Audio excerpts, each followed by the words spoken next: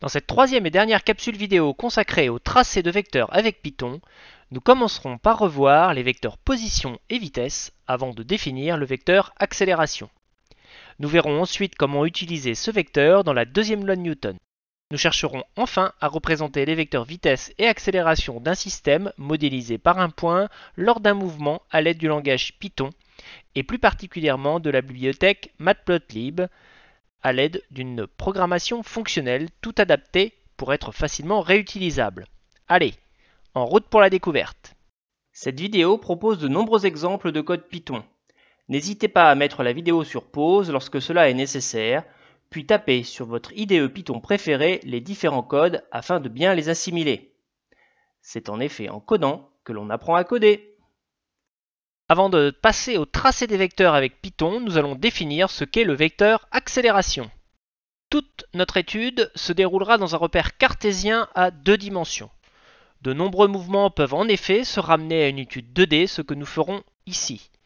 Vous pourrez ensuite, si vous le souhaitez, étendre à une troisième dimension. Le raisonnement est exactement le même, on rajoutera en plus de x et y, z. Nous étudierons pour notre part un point M repéré par son abscisse x et son ordonnée y.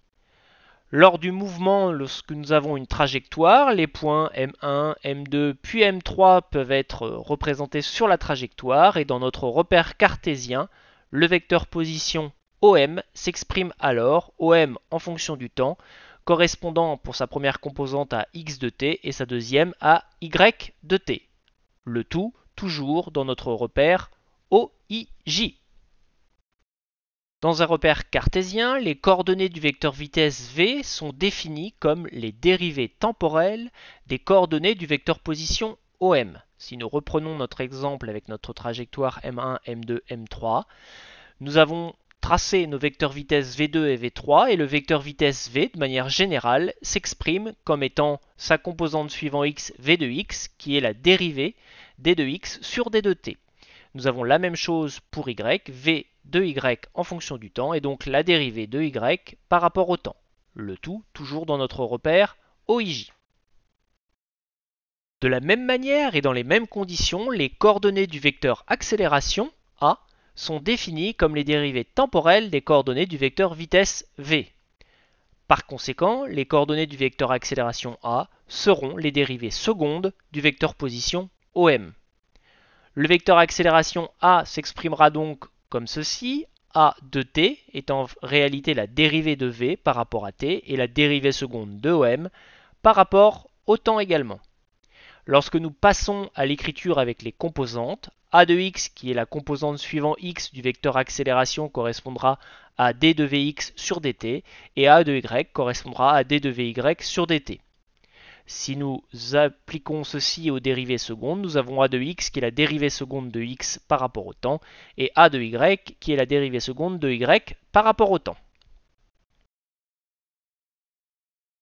Nous allons donc revoir ce qu'est la deuxième loi de Newton dans un référentiel dit galiléen.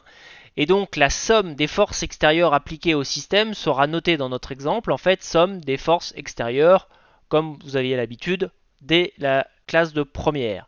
La deuxième loi de Newton s'écrit alors en fait somme des forces extérieures égale m fois a. Donc au niveau des notations, vous avez la résultante des forces extérieures appliquées au système qui s'exprimera en newton. Donc les forces sont en newton, donc la somme des forces fatalement en newton. Nous avons A qui correspond à l'accélération du système en mètres par seconde moins 2 et la masse du système bien sûr en kilogrammes. Lorsque nous appliquons maintenant la deuxième loi de Newton, elle permet de retrouver en fait la première loi de Newton dite principe de l'inertie. Vous avez comme expression la somme des forces extérieures qui est égale en fait à la dérivée du vecteur vitesse par rapport au temps. Et si la somme des forces extérieures est égale à 0, alors cela signifie que l'accélération vaut 0 et à ce moment-là que votre vitesse est constante puisque nous avons la dérivée de la vitesse qui est égale à 0, la vitesse est donc une constante. Le solide a donc un mouvement soit rectiligne uniforme, la vitesse constante non nulle, soit il est immobile puisque la vitesse constante peut être également égale à 0. Maintenant que nous avons l'ensemble des définitions du vecteur accélération, nous allons pouvoir représenter ce même vecteur grâce à la bibliothèque Matplotlib. Nous allons utiliser en fait la bibliothèque NumPy pour récupérer les données et pour faire les calculs, et la bibliothèque Matplotlib uniquement pour les tracés. Il nous faudra donc importer, comme précédemment, nos deux bibliothèques en en-tête de notre programme Python. Nous programmons l'ensemble des parties, les calculs et les tracés de manière fonctionnelle afin d'être facilement réutilisables lors de vos futurs TP. L'avantage ici, nous allons considérer que nous avons une chronophotographie qui a été réalisée précédemment avec un autre logiciel. Typiquement, par exemple, vous pouvez utiliser le logiciel Lattice Pro pour réaliser une chronophotographie et pointer sur chaque image le centre de vos objets, les images étant séparées par un temps constant, et récupérer ensuite dans un fichier CSV l'ensemble de vos positions. Ensuite, nous allons programmer nos fonctions de récupération des données à partir de notre fichier CSV, notre fonction de calcul des vitesses à partir des abscisses et des ordonnées et du delta temps récupéré lors de l'importation de nos données, puis le calcul de l'accélération et enfin le tracé. Nous allons superposer deux données en même temps, c'est-à-dire les vitesses et les accélérations sur notre graphique.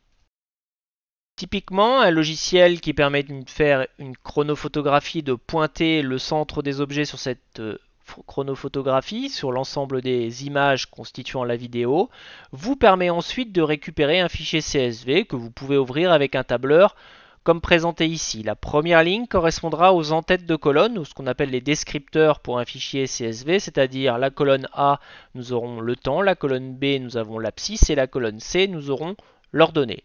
Lorsque nous ouvrons notre fichier CSV avec un éditeur de texte standard, par exemple Notepad++, nous avons nos données qui sont sous forme de lignes et les colonnes correspondent à des séparations liées à des points-virgules ici. Nous allons ajouter ces données dans un tableau NumPy et pour cela nous allons nous définir une fonction qui va nous faire le travail, qui va récupérer les données. Nous allons juste lui passer le nom du fichier CSV à traiter. Il faudra bien sûr le mettre dans le même répertoire que notre script Python pour pouvoir le lire facilement. Et nous allons utiliser la bibliothèque NumPy et tout particulièrement sa méthode load_txt qui nous permet de lire un fichier texte de manière générale et CSV en particulier. Le premier paramètre sera donc le nom du fichier. Le deuxième paramètre correspondra à l'unpack et il faudra préciser que la valeur est à vrai, true. Cela signifie que chaque colonne est en réalité séparée, donc séparée par quelque chose. Ici, ça sera un séparateur, nous verrons le paramètre plus loin. Ensuite, nous allons utiliser avec useCalls certaines des colonnes. Vous pouvez en supprimer si vous le souhaitez. Ici, nous allons récupérer les trois colonnes, 0, 1 et 2. Bien sûr, on numérote toujours à partir de 0 en informatique. Vous précisez en quatrième paramètre le délimiteur, donc c'est-à-dire le paramètre qui permet de séparer les données. On parle aussi de séparateur. Ici, nos données sont séparées avec des points-virgules. Si par hasard dans votre fichier CSV, votre logiciel vous les exportez séparés par des virgules, et bien vous changez ce paramètre. Il arrive également que les séparateurs puissent être des tabulations. Donc avec l'anti/t, vous pouvez définir le délimiteur étant une tabulation ou tout autre délimiteur si vous avez des exports particuliers. Enfin, le skip rows à la fin correspond au nombre de lignes que vous souhaitez retirer de vos données. La première ligne n'est pas une ligne de données mais une ligne de descripteur. Vous allez la supprimer lors de l'importation du fichier afin de ne pas fausser les calculs. On ne pourra pas faire de calcul avec nos lettres T, X et Y. Donc vous supprimez cette première ligne en précisant votre skip rows est égal à 1, le nombre de lignes supprimées. Maintenant que nous avons récupéré l'ensemble de nos données T, X et Y, nous allons pouvoir calculer la vitesse. Pour calculer la vitesse, il nous faut nos abscisses, nos ordonnées et bien sûr le delta de temps entre chacun des points. Nous allons nous définir donc cette fonction calcul de vitesse avec bien sûr tout d'abord l'initialisation des tableaux de Vx et de Vy en les remplissant à 0 par défaut. Grâce à une boucle à la ligne 48, nous allons pouvoir calculer nos composantes Vx et Vy. Nous allons utiliser cette formule en considérant que finalement si le delta t est très petit, nous nous rapprochons du calcul de la dérivée de x par rapport au temps. Dans la partie principale du programme. L'appel s'effectuera très simplement. Tout d'abord, il faudra récupérer nos données. Nous n'avions pas appelé en fait notre fonction de récupération en précisant le nom de notre fichier CSV contenant en fait notre temps, notre abscisse et notre ordonnée. L'ajout des données s'effectue donc automatiquement dans les tableaux NumPy correspondants T, X et Y. À la ligne 162, en fait, nous calculons notre delta t. Entre chaque image de notre photographie, il y avait le même temps. Nous prenons donc en fait juste le temps correspondant à la première image et la seconde, donc T1 moins T0, et nous aurons notre delta t qui sera considéré constant entre chaque donnée. La ligne 164 permet en fait le calcul de la vitesse en appelant notre fonction définie juste précédemment. Deuxième étape, maintenant que nous avons la vitesse, nous allons pouvoir calculer l'accélération. Même chose, nous allons définir une nouvelle fonction avec def calcul accélération en passant comme paramètres les composantes de notre vitesse et notre delta temps. Nous initialisons tout d'abord les composantes AX et AY. Grâce à NumPy, nous les remplissons toutes directement avec un 0. Et dans la boucle présente à la ligne 61, nous allons calculer pour chacune des vitesses en fait l'accélération correspondante. Nous allons donc appliquer ici le calcul des composantes à partir de la vitesse de i plus 1 et la vitesse de i moins 1. Nous allons calculer ax de i et ay de i. Dans la partie principale du programme, l'appel s'effectuera très simplement à la suite de notre calcul de vitesse de la ligne 164. Nous allons appeler à la ligne 166 notre calcul d'accélération et récupérer les paramètres AX et AY, les deux composantes de notre accélération. Maintenant que nous avons toutes les données, nous allons pouvoir tracer la vitesse et l'accélération sur notre graphique. Nous définissons là encore une fonction de tracé vitesse et accélération, en passant bien sûr toutes les données nécessaires, c'est-à-dire x, y, vx, vy, ax, ay. Première étape habituelle maintenant, l'habillage du graphique où nous définissons les axes, les unités, l'espace nécessaire pour le tracé et bien sûr le titre. Le tracé de nos vecteurs V et A va s'effectuer avec la méthode quiver de Matplotlib. Il faut donc préciser à quel endroit nous les traçons, c'est-à-dire avec X et Y, et quelles sont les composantes de notre vecteur, c'est-à-dire pour la première ligne à la ligne 116, Vx et Vy, et pour l'accélération à la ligne 118, Ax et Ay. Les autres paramètres sont modifiables, en particulier les échelles si vous souhaitez avoir des vecteurs plus ou moins gros, ou les épaisseurs des flèches avec With si vous souhaitez avoir des flèches plus ou moins grosses. Nous rajoutons, important ici, un label, c'est-à-dire en fait qui nous permettra d'obtenir dans la légende le code couleur de nos tracés. Nous avons en effet tracé la vitesse en rouge et l'accélération en vert. Nous allons donc utiliser à la ligne 120 le plot.legend qui nous permet d'afficher en fait le code couleur de notre affichage de vecteurs. Petite étape supplémentaire, facultative mais toujours intéressant, nous allons calculer en fait la norme de notre vecteur à la ligne 123, notre vecteur accélération. Je vous invite pour cela à reprendre la vidéo vue en classe de première sur le calcul des vecteurs vitesse. Nous utilisions cette fonction calcul norme de vecteur. Sinon c'est relativement simple en utilisant la formule mathématique de retrouver cette fonction, et nous allons annoter sur notre graphique en fait le numéro des points pour nous y retrouver, et dans notre console à la ligne 126 nous allons afficher en fait la valeur de l'accélération pour voir en fait quelle est celle-ci. Enfin, dans la partie principale de notre programme, à la suite des lignes précédentes, à la ligne 168, nous allons rajouter en fait le tracé de notre vitesse et de notre accélération, l'appel à la fonction que nous venons de définir. Et voilà le résultat.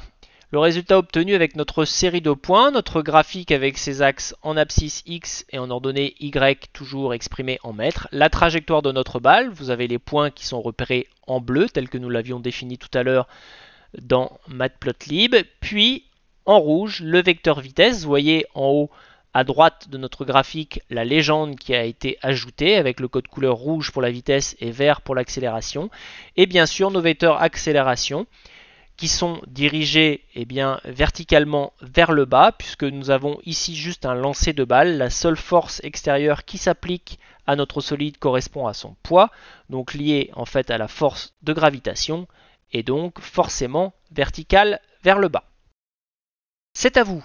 Vous venez de découvrir les principaux éléments nécessaires au tracé de vecteur accélération avec Python et la récupération des données d'un fichier CSV avec NumPy.